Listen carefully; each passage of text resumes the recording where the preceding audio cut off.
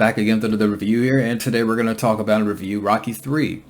Now, the story here, so now the world champion Rocky Balboa, he's living in luxury, and as of late, his opponents haven't really been much of a threat. They pose no threat until Clubber Lang comes along, played by Mr. T, and Clubber Lang wants a match, so he challenges Rocky Balboa to a match in which Rocky loses the first match, and now the humbled champ, he turns to his former rival, Apollo Creed, to train him for the rematch.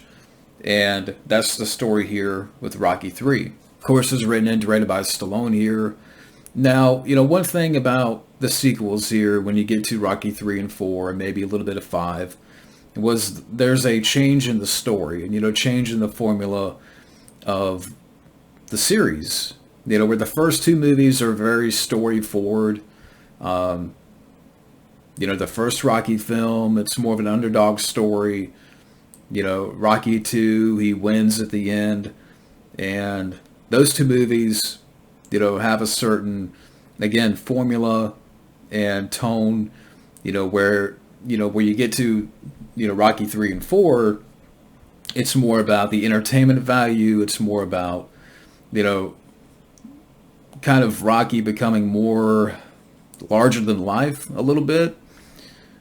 But I still enjoyed that. I still enjoy, I don't mean to get ahead a little bit here, but Rocky 4 is probably my favorite Rocky film. But again, when you get to Rocky 3 and 4 here, again, it's more about the entertainment value, where the first two are more story forward, story driven. But I still enjoyed, the series here. The cast here, everybody does a great job. With the Rocky character, definitely he's living, again, the life of luxury here. He's not, it's kind of almost like night and day a little bit between his character in the first two movies and here when you get to Rocky 3, where he's on top of the world. And then it takes a little bit towards the end of the film for him to sort of be humbled. But, it's still a very good performance from Stallone here. And, Talia Shires, Adrian, and you would have Burgess Meredith back as Mickey, Burt Young as Polly, with the addition of now we have a new antagonist, Clubber Lang, played by Mr. T. Now, I've always enjoyed, Clubber Lang. You could definitely say, somewhat over the top, but, Mr. T did a great job of playing that character. Right after this, you would go right into the A-Team, so, you couldn't get hotter than Mr. T at this time period. And also, too, you have to mention, the character's Thunderlips, played by Hulk Hogan. Thunderlips is here. And I really enjoyed those scenes, the little exhibition fight.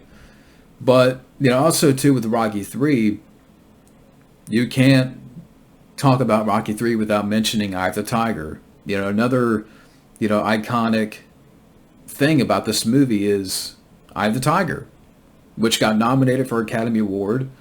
And, it's such a great song.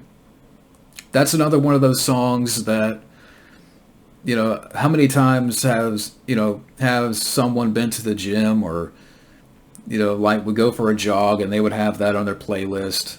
Again, Eye of the Tiger is timeless, by a great band too, and Survivor. And you would have a little bit of Bill Conti's score here, throughout the movie. Bill Conti does a great job with the score. The film's runtime, it's about an hour and 40, but, I never felt, it was never over long. To me, I think it ran at a good pace. And again, I know when you get to Rocky 3 and 4, it kind of focuses more on the entertainment factor, where, the first two movies, again, more story-driven, but I still enjoyed quite a bit here. When you get into the film itself, in the beginning where you find out that some of the opponents were handpicked, for Rocky Balboa.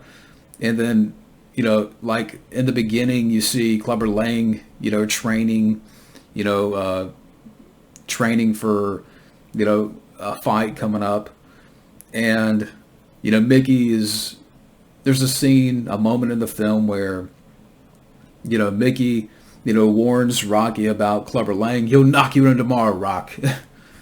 And he gets to the first fight, and that's where Mickey has, the heart attack before the fight, which I know, a lot of people say, why did they leave him in the back?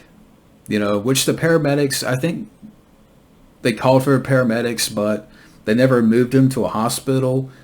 Like, why didn't you? That's one of those things, like, they should have gotten Mickey out of the back. And I know that's one of those things that a lot of people talk about. Why leave him in the back room or the dressing room?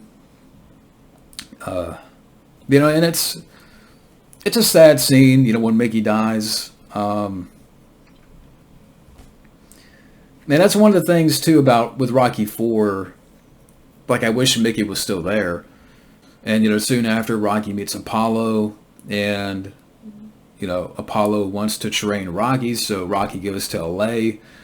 And there's a little bit of that fish out of water element there. And I think there's even a line where when they get to LA and Apollo's like, I didn't even bring a gun.